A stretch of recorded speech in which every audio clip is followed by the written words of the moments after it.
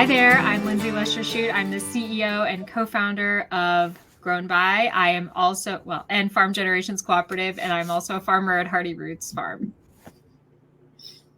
Hi, I'm Mike Parker. I'm a co-founder and the COO of Farm Generations Cooperative, and I also own and operate Sleeping Lion Farm in Cooperstown, New York. And I'm Maggie Buckman. I manage the communications and social media for GrownBy. Well, happy birthday! Yeah, happy birthday to GrownBy. I know you guys are turning 3 this Sunday, March 24th. So, as parents of young children, that feels weird, but yeah. Well, congratulations. It's a big deal. So I just kind of want to congratulate you and get kind of like a background of how you guys met. Like, how did GrownBy and Farm Generations come to be? Well, Lindsey was my boss. And I actually remember like a particular day when, so I was working at the National Young Farmers Coalition. Lindsey was the director, and I was hired for like a land access education project. And I'm sitting at my desk probably like 2-3 months into the job, and Lindsey comes with a folder, like a manila folder of like papers in it, like related to a grant proposal, I guess. She says, like, Mike, do you know anything about cooperatives?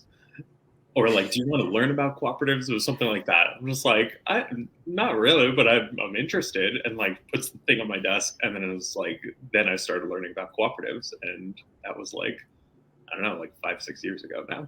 Mm-hmm. Okay. And what did you learn about the cooperatives? Like, because I know that's like central to GrownBy and Farm Generations. Like, what did you learn that kind of made you want to pursue creating your own cooperative? And like, what makes it special as opposed to like another traditional business model or like a nonprofit? Well, I mean, more than anything, we were seeking an alternative to the model for most software companies providing services to farmers. We wanted something where farmers really had a leadership stake, an ownership stake, and they would be heard in the company. And the way that farmers have done that for hundreds of years is through a cooperative model of, an official cooperative or through other means, right? So that was really what inspired us to have a model where it was participatory and farmers would be represented in a way that they would never be able to be represented in a public or private company otherwise. Right. Yeah, I think cooperative business is interesting in that it is like intentionally limiting of what you can do, which is sort of similar to like B Corp status and stuff like that, where you're like setting real rules around what your company is not allowed to do or things that it's prescribed, things that it has to do. And that has like led to a lot of challenges in our financing, and just like it's more challenging to run a business like this, and especially in the technology industry. But it's intentionally so because you're trying to preserve something about like your original mission or values. So yeah, it's been really interesting starting a cooperative because of that like challenge of those limits, but also like it's exciting because you can stick to those values that you set. Well, the first iteration of GrownBy was built while Mike and I were still on the staff of the National Young Farmers Coalition, and neither of us are programmers, and we're non-technical, although we've learned a lot, as you can imagine, over the past few years. But it was built by sort of an outside consultancy, and it was really just a very simple farm shop.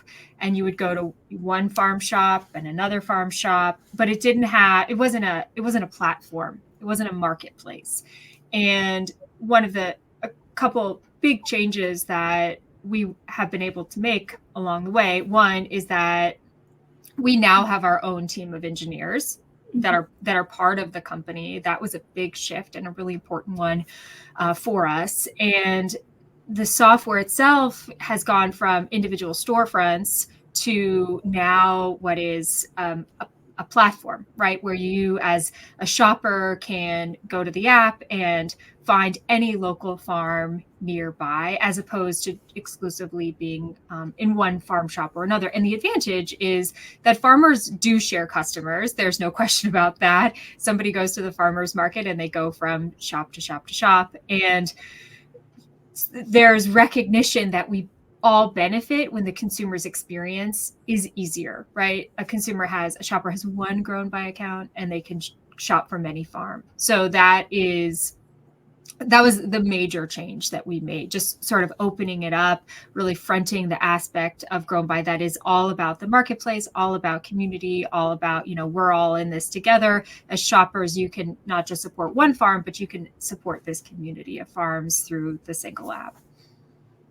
Yeah, I know, like going to the farmer's market, it's like an experience where it's like you want to interact with those different farmers and like, here's my farmer for my eggs, here's my farmer for my meat, here's the farmer for my produce. Right. So you really get that experience on the app itself with that, like from the comfort of your own home, but you're still have that connection to the individual farmers who are like growing and producing your food. That's been something that's been really important for us to maintain, because no one wants to as a farmer, you don't want to remove your brand, you don't want to remove your story, you don't want to be in a sort of an Amazon, right? You just want to be part. You want to showcase your farm amongst other farms and maintain that that strong brand identity. And so that's what we've looked to balance, where we still have those individual farm shops, but the shopper can navigate between them through the app. And you can, as a farmer, you still maintain that relationship with your customer. Like that is so important to farmers, that they are able to reach out to their customers, to interact with their customers, do their own customer service, all that type of thing. So it's like both and, I guess, like we have the individual farm shops and we also have like this marketplace farmers market experience that we also host. I've never had a farm without GrownBy. Okay, sure, yeah. So I don't know. I think there's one nice thing about that, where for beginning farmers who are already that are thinking my business model is going to be direct sales, like you need a tool like this in most cases. And for me, it was like obviously an easy adoption, easy choice, because this is the thing that I was working on. But it feels really great to have a tool that just feels professional without me having to like pay for it to be developed, or even like pay monthly for it. It's one of the few things as a business owner that you can use without like starting to use this capital that you don't really have, or that you should be putting towards something else at the start of your business. I would say for us, it just makes Hardy Roots, it just takes care of all of the the basic logistical issues, right, in subscribing to a CSA share. So pickup reminders and that, the initial purchase of the share and whatnot, it's just easy. And so we have fewer conversations about stuff that doesn't really matter with our customers, if that makes sense, right? We're able to actually just talk about the product and like talk about what we really care about, which is the food and how it's grown, and the sort of the design and experience of the CSA, as opposed to like the basic, like you're picking up on Thursday, or these are the products we have. Anyways, it makes it a very modern and efficient experience for customers, which I think they really like. It's easy for them. And some of our customers have then used the app to find other farms, which has been cool to see too. Like they've gone from one CSA and maybe they've moved to a different neighborhood and found another CSA on GrownBy. So that's been cool to see too, like the continuity that the app has sort of provided. I think I should say this because I don't think anybody else knows to say this, but pretty much every farmer that uses GrownBy and appreciates the experience, it owes like some debt of gratitude to Hardy Roots Farm, to Lindsey's family's farm, because the experience of me like starting Sleep and Lion Farm on GrownBy is like I was selling to my friends and family at first, and then like basically people that I knew, whereas Hardy Roots, like Lindsey and BR, shifted a large scale, like hundreds of members, CSA, many distribution sites from one platform to a brand new one that was beta testing. It was a big risk, a big business risk. And not always easy for them. So that risk that they took and like making this platform work for their farm really solved a lot of problems for other farms and made it possible for other farms to use GrownBy. So definitely always grateful for that. It's been an interesting journey.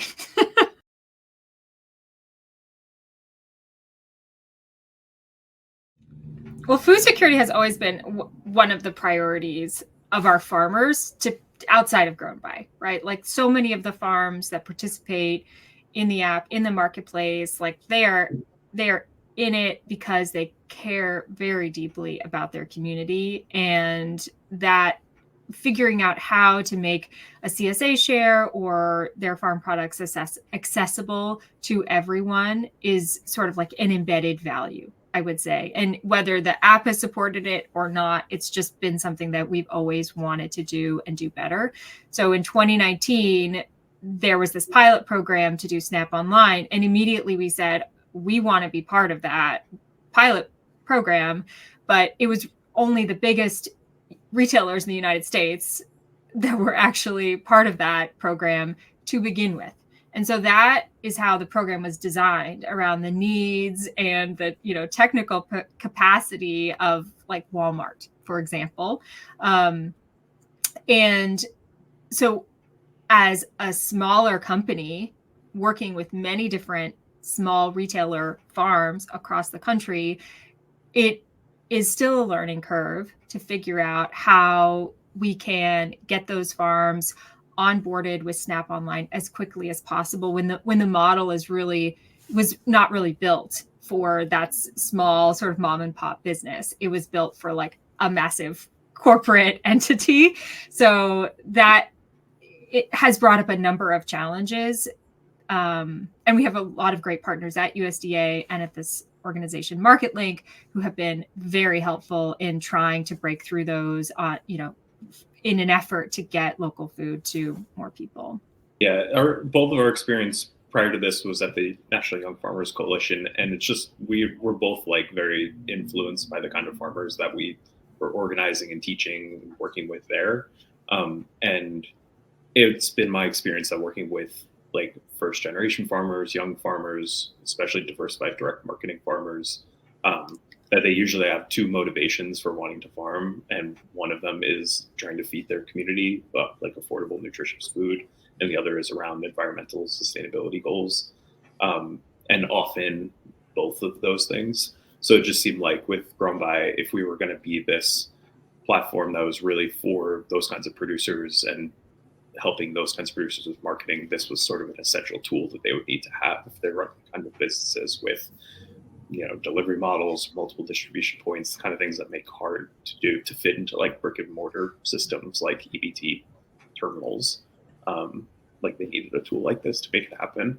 And the more we get into this, the more that like I'm at least learning about the business opportunity in this for farms, where like compared to grocery stores, direct marketing farms are like, less than 1% of grocery sales. It's like less than $10 billion in, or like less than $5 billion in direct to consumer sales of food in the US versus like an $800 billion grocery industry. So it's like, it's a tiny portion of sales. But if you look at something like double up incentive programs, like where different organizations will match retailers when they're selling fresh produce to people using Snap, those kinds of programs, like 30% of those sales go to farmers. And that's, and there's other retailers, convenience stores, grocery stores that are in the mix of those things, but those are the places where farms are competitive. So like, those are the places that we need to like push farmers towards and like get them participating in those kinds of programs, because it's like up all the business viability at that point, where this is like a really great marketing model for farms that are giving up a lot on potential sales if they're not like fitting into those programs.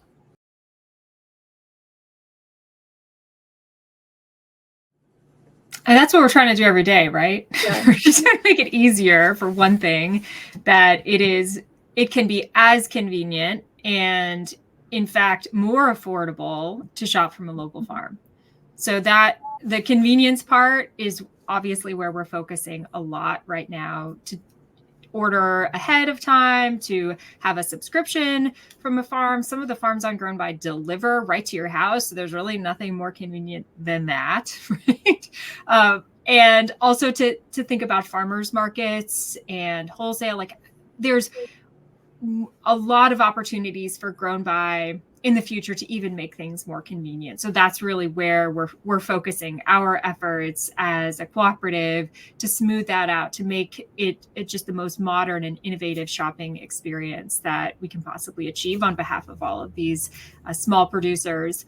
I think that for consumers, a lot of there's just oftentimes misperceptions about price and small farms. I oftentimes, it's nearly spring here in New York, and so I'm still going to the grocery store to buy a lot of produce for our family. And I'm always shocked by the prices sometimes, right? Like I know that if you just went to the farm store, around the corner, that actually you could get a better deal and the produce would last longer. I had actually just in our farm store last week, a customer came up to me and she said, "Why did this lettuce mix last so long?" And I'm like, "Well, and she asked me, is it because it's organic?" And I'm like, "Well, it is organic and we're proud of that. But the real reason that it's lasting so long is just because it was picked this morning."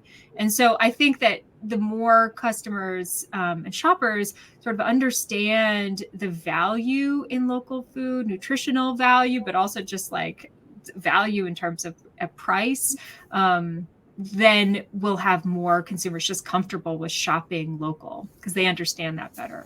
How do we get more local burgers out there in the world? Well, I think one thing that I always think about when like this kind of question is raised is like it feels outside of like our control and maybe even farmers' control, but I feel like a big part of this is just like the cultural practices around cooking and like like at least my understanding of it is that like the people that cook more in their households like will buy from farmers more often, whether they're rich or poor, or whether they're in a food desert or not, yada yada, and or at least are more likely to. And I don't know how like farmers or like public agencies or whatever like get people cooking more. Like I know there's lots of things like cooking demos at farmers markets and chefs as like Instagram influencers and stuff. Like I don't really know what makes it happen, but an interesting thing is that it happened during the pandemic and like people started baking at home, cooking at home, and a lot of that maybe has to do with time. Like some people had more time to do those sorts of things. But yeah, all I know is that like a lot of direct marketing farmers' sales blew up during the pandemic, and part of that is probably because of food security issues, like accessibility issues in grocery stores. But I have to imagine that part of that is just because people were getting better food from farms, and since they were cooking their own food, and at the time and intention to put towards it, like they actually wanted to do more of that, and it made sense to make that purchase decision. So I don't know. I think about that sometimes too, like how it's sort of out of people's control, but there's a lot in our like culture and society that leads to like it being really hard to shop from farms sometimes.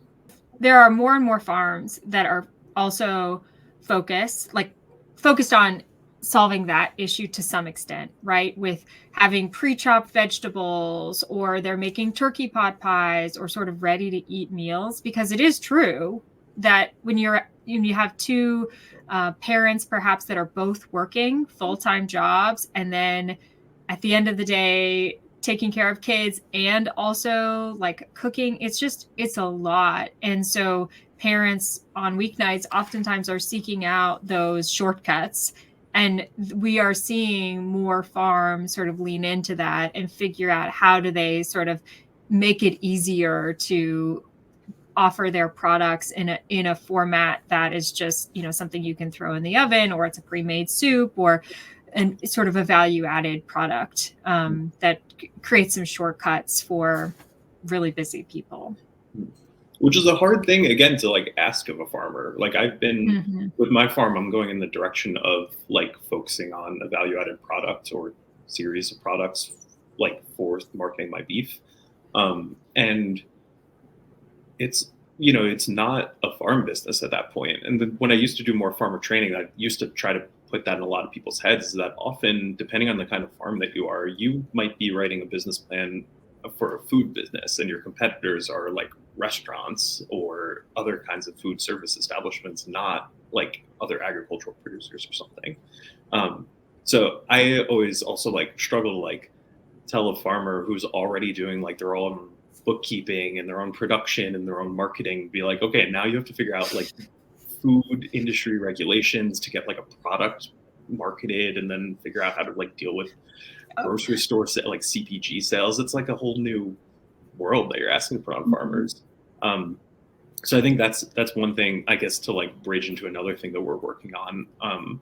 Like with GrownBy, we're currently working with the Culinary Institute of America on a project to like build a wholesale marketplace on GrownBy. So starting with Culinary Institute as like this big buyer that needs to source a lot of different kinds of foods and really values the quality of its food. We're kind of building this marketplace in partnership with them as like the primary customer. But a way I think about that is like, wouldn't it be great if we didn't have to ask farmers to be the value-added product producers, but instead made it easier for people who are interested in small like food businesses to like be able to source local farms and be able to make products from them in a way that like it's just insane to ask farmers to have to do on their own. Mm-hmm. Yeah, there's some really exciting possibilities with GrownBy getting more involved in wholesale and making household as it might be for your restaurant on the app, which is sort of like the next chapter for us, where we want institutions, schools, colleges like CIA and other institutions, as well as more restaurants, to just buy local food and make those same choices that a home cook might be making. And chefs get it. Like, they know that if they buy local produce, it's going to last longer in their cold storage unit. And they know that it's going to have a taste and a flavor that they are really proud of. So we have this very receptive audience. And yeah, Mike is absolutely right. It's like there are limits to what an average farmer is like willing to even entertain in terms of their business, and like the additional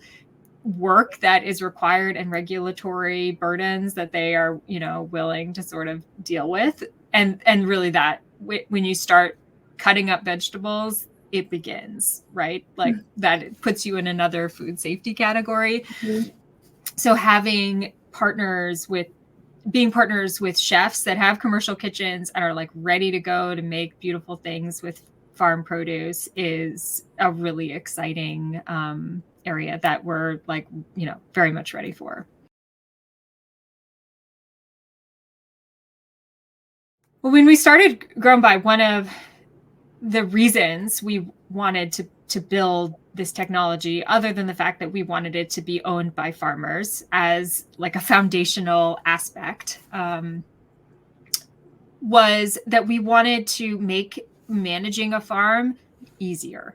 So when we started out, and this is true to some extent today, that farmers, when they're selling at the farmers market, their own farm store operation, perhaps CSA, wholesale, they're oftentimes doing that through different software platforms, each one of those sales channels. And so their finances are, recorded in different places. They might have different means of invoicing customers, like their just overall metrics are sort of spread out and hard to like see as a big picture.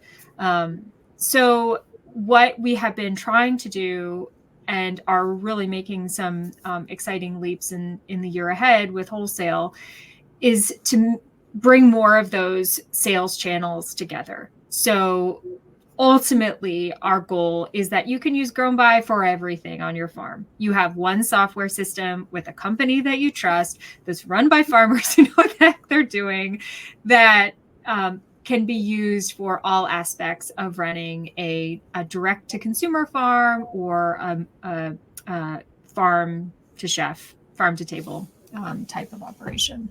And I think a big part of that is, I don't know, we don't have it exactly in the product roadmap yet, but certainly in the next 3 years, to be getting like an integrated point of sale sort of system built into GrownBy, so that you can be using it for those in-person sales also, because that's a huge part of the sales mix that GrownBy really doesn't exactly solve for right now, or doesn't well solve for right now. So again, that we could cover more and more of those sales channels.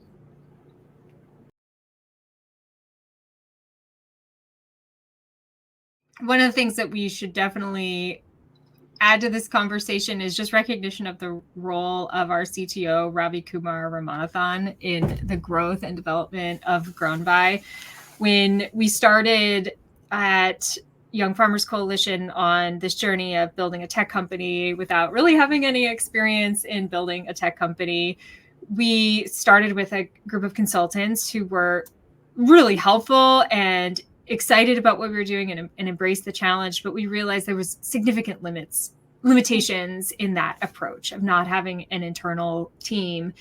And we participated in Food System 6, that accelerator program. And through that, we were sort of, at that time, we were really considering this issue of how do we actually build a tech company that can scale, knowing that there are, we're not going to be able to do that just, with outside tech talent. So we were introduced to Ravi through a mutual connection. Ravi has like decades of tech experience and was looking for an opportunity to apply that to a social enterprise. And immediately he was just like so excited about what we were doing at Farm Generations Cooperative. I think he thought it was a little crazy because he had not, just the cooperative model itself, like how do you apply that to technology? It's not done very often, and it's not done very often for a reason, because it's very challenging, right? Tech is very capital intensive at the outset, and that is really not something that is an awesome match for cooperatives that are, generally raising money exclusively through farmers. And we thankfully were able to find some foundations, government support, private impact investors that wanted to support us. So we were able to sort of overcome that. But nonetheless, Ravi was just inspired by what we were doing and came on as like a full-fledged team member, from his first day on the job, and is the reason that we are celebrating our 3rd-year anniversary today on many levels, because he was able to really have the vision for like how we should build our current tech stack, the talent that we needed to bring in, and how we should recruit that talent. Our lead engineers today were all recruited by Ravi, and he continues to be like he's still on staff and continues to just be an awesome presence and mentor for those younger engineers, and for all of us. So anyways, I just think we owe a debt of appreciation to Ravi and like his guidance and mentorship and leadership throughout this journey. Yeah, and Ravi is a big reason why this is like GrownBy's 3rd birthday, because really we've been operating GrownBy for at least a year before that, when it was like in beta mode. But we, I think of GrownBy as like GrownBy 1.0, that release that had Ravi and Ravi's team build it as like the birth of this platform, because before that it really wasn't a platform. It was like our technology learning experience. So yeah, I think that says a lot of it right there, that like until Ravi joined the team and like had some months to put in work into building GrownBy, we might not even consider it GrownBy like born yet. It's like its gestation period. Yes. Tech platform has a 1-year gestation period. at least. Well, thank you, Ravi, and thank you, Lindsey and Mike. So I have one final question. I know, like, if you have one piece of advice for young farmers or the next generation of farmers, what would it be? Gosh, that's, simple. I actually have my simple answer or answer. What's your simple answer? But they're kind of silly though. It's the 2 things that I learned in my first farm apprenticeship that I'll never forget. And the first one is that if you have to tie a knot in something, always tie it in such a way that you're like assuming you're going to have to untie it like 30 seconds later. Like that's farm work for me. Undoing things that I just did. And then the second lesson was that your customer, not just your customers, but customers especially, and everybody else, nobody reads anything. Okay. Very important On for that running a note. self-serve farm store is assume nobody reads. Yeah. Well, good thing this is a video then. Right. Wow. My advice is that the best advice comes from farmers. Wait, what did you say, Mike? It's very cynical advice for me. I'm sorry. Yeah, that's okay. My advice is that the best advice comes from farmers. Like, you can read a book, you can watch, or listen to a podcast or whatever, and obviously you'll learn a lot by doing that as well. But the farmer down the street, the farmer that, has been around for many generations, through generations or decades, or just like has that embedded experience of a place and of a community, will probably be one of your most valuable resources in terms of asking questions. Like, I remember when we first moved to our new land, a farmer up the road, offered to help, but we were really busy, and we're like, that's kind of different kind of operation, and it's like we didn't like act on that right away, and we just should have, because it's like that's the farmer who knows where the wet spots are on our property, because they had been there, years ago, and it's like you can just save so much time and like enrich your experience as a grower if you can find time to talk to any, local producer around you. Like, those relationships really are so meaningful and important.